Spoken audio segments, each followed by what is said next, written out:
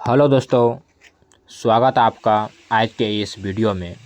तो दोस्तों, आपके लिए लेकर आया हूं बिहार बोर्ड 2026 परीक्षा के लिए हिस्ट्री के ऐसे मोस्ट वीवीआई क्वेश्चंस जो पिछले 10 सालों से बार बार पूछे जा रहे हैं।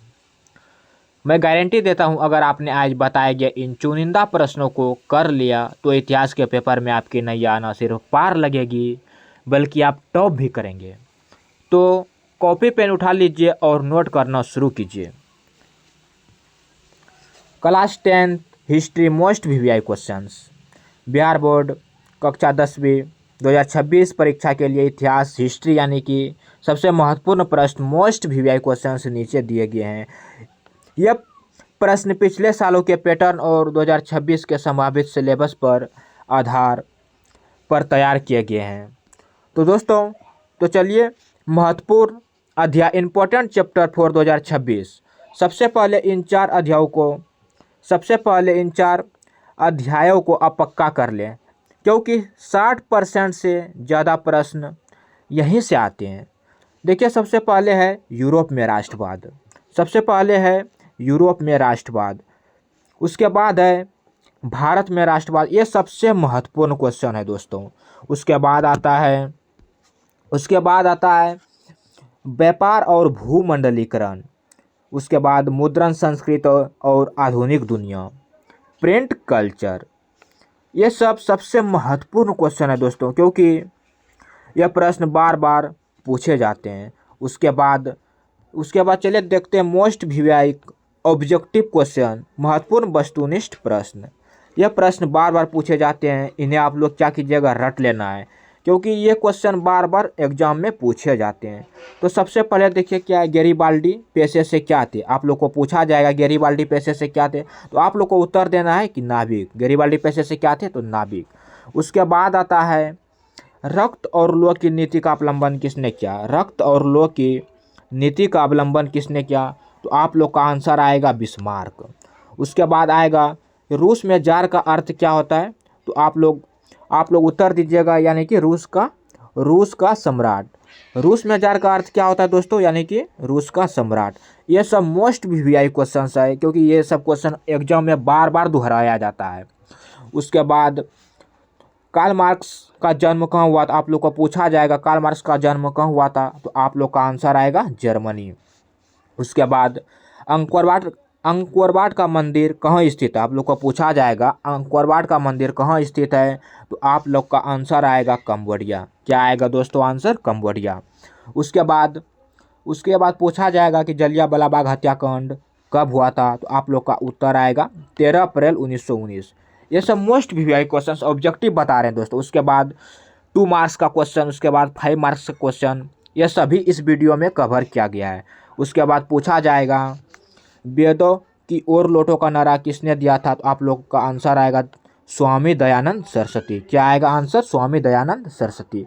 उसके बाद पूछा जाएगा गुटेनबर्ग ने सबसे पहले किस पुस्तक की छपाई की, तो आप लोग का आंसर आएगा बाइबिल। ये जो बाइबिल पुस्तक है, ये गुटेनबर्ग ने सबसे पहले इसी पुस्तक की क्या किया था, छपाई किया था।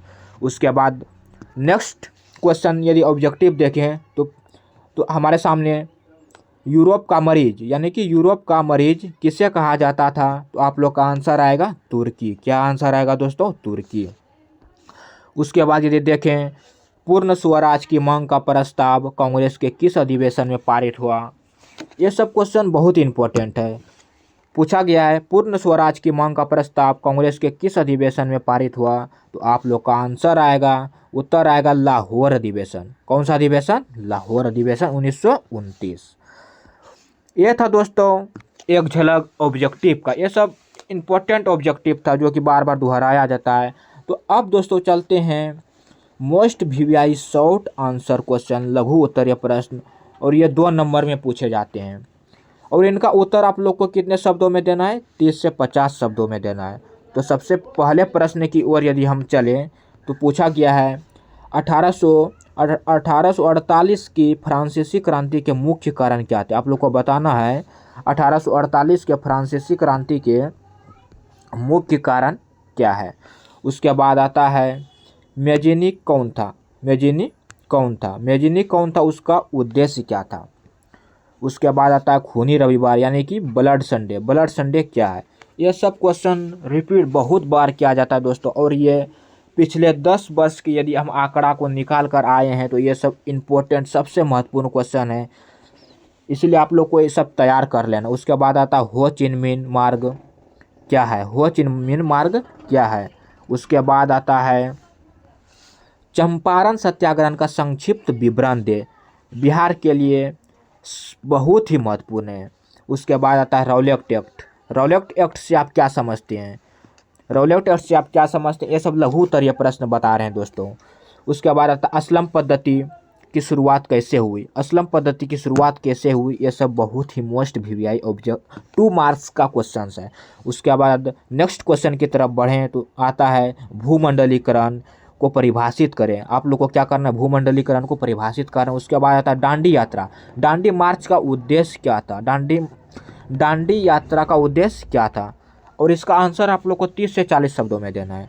उसके बाद नेक्स्ट क्वेश्चन की तरफ बढ़े तो आता है पांडुलिपि क्या है? पांडुलिपि क्या है? पांडुलिपि क्या है?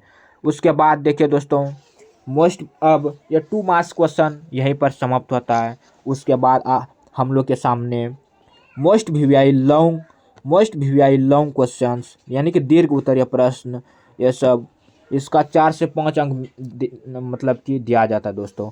तो इन प्रश्नों को उत्तर बिंदु ब्लू पॉइंट में लिखने का प्रयास यदि आप लोग कीजिएगा तो आप लोग को बहुत ही चांस रहता है कि अच्छा मार्क्स मिले। उसके बाद नंबर ऑफ फर्स्ट क्वेश्चन लघु तो कंप्लीट हो गया। दीर्घ की बात करें तो बोलता है इटली के एकीकरण में मेजिनी, काउंट और गैरिबाल्डी के योगदानों का क्या करना है? आप लोग को वर्णन करना है।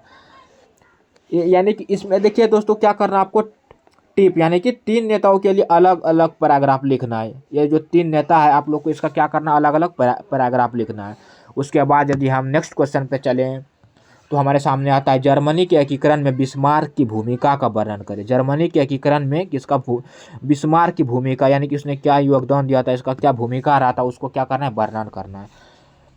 और उसके बाद नेक्स्ट क्वेश्चन की तरफ बढ़ें तो हमारे सामने आता है कि रूसी क्रांति, रूसियन रिवोल्यूशन के कारणों और प्रभावों को क्या करना है? आप लोग को विवेचना करना है। उसके बाद नेक्स्ट क्वेश्चन की तरफ बढ़े तो आता है वह सहयोग आंदोलन, नॉन कॉरपोरेशन मूवमेंट प्रथम जन आंदोलन था कैसे? यानी कि वो सहयोग जो आंदोलन था यह प्रथम जन आंदोलन था कैसे? इसका क्या करना? आपको वर्णन करना। उसके बाद भारतीय राष्ट्रीय आंदोलन में गांधी जी के योगदान का वर्णन करना, यानी कि भारतीय राष्ट्रीय आंदोलन में गांधी जी ने अपना क्या योगदान दिया था उसका क्या करना? आप लोग को वर्णन करना। यह सब लघु यानी कि लघु तो कंप्लीट हो गया, यह सब दीर्घ उत्तरीय प्रश्न है। उसके बाद हमारे सामने क्वेश्चन सामने आता है 1929 के आर्थिक संकट इकोनॉमिक्स डिप्रेशन के कारणों और परिणामों को क्या करना? आप लोग को स्पष्ट करना है। उसके बाद नेक्स्ट क्वेश्चन की तरफ बढ़े तो हमारे सामने निकल कर सामने आता है मुद्रण क्रांति, प्रिंट रिवोल्यूशन ने आधुनिक विश्व को कैसे प्रभावित किया? यानी कि मुद्रण क्रांति ने आधुनिक विश्व को कैसे प्रभावित किया उसके बारे में आप लोग को क्या करना है? बताना है। देखिए दोस्तों ये था कुछ क्लास 10th हिस्ट्री के मोस्ट लघु, दीर्घ और कुछ हम ऑब्जेक्टिव भी प्रश्न बताएं। देखिए तैयारी के लिए प्रो टिप्स की यदि हम बात करें तो देखिए आप लोग को क्या करना है? मैप वर्क में आप लोग को क्या करना है? भारत के मैप पर इन जगहों को क्या करना है? मार्क करना है, प्रैक्टिस करना है, मार्क करके प्रैक्टिस करना है। जैसे कि चंपारण, चौरी चौरा का, उसके बाद डांडी, अमृत और खेड़ा, यह मुक्त के नंबर है दोस्तों। उसके बाद ये टाइमलाइन की यदि हम बात करें, इतिहास में तारीख याद रखने के लिए आप लोग को क्या करना है? एक समय रेखा यानी कि टाइमलाइन बना ले।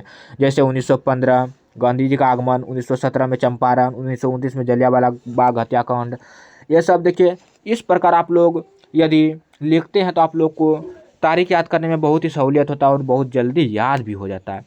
दोस्तों वीडियो के लास्ट में यदि हम वीडियो के लास्ट में यही कहना चाहेंगे, यदि आप चाहते हैं कि मैं इनमें से किसी लॉन्ग आंसर क्वेश्चन का पूरा उत्तर यानी कि मॉडल आंसर लिख कर दूं तो आप लोग क्या करना है? आप लोग को कमेंट में बताना है। और दोस्तों आज का वीडियो आप लोग को कैसा लगा आप लोग ज़रूर बताइएगा। ये था दोस्तों हिस्ट्री के मोस्ट वीवीआई लघु, दीर्घ और ऑब्जेक्टिव क्वेश्चन, एक झलक था। तो दोस्तों आप लोग चाहते हैं कि इस पर एक ये सब का आंसर तैयार करके दूं तो आप लोग कमेंट में ज़रूर बताइएगा दोस्तों। तो आप लोग को ये वीडियो कैसा लगा आप लोग कमेंट में बताइए। तब तक के लिए जय हिंद जय बिहार।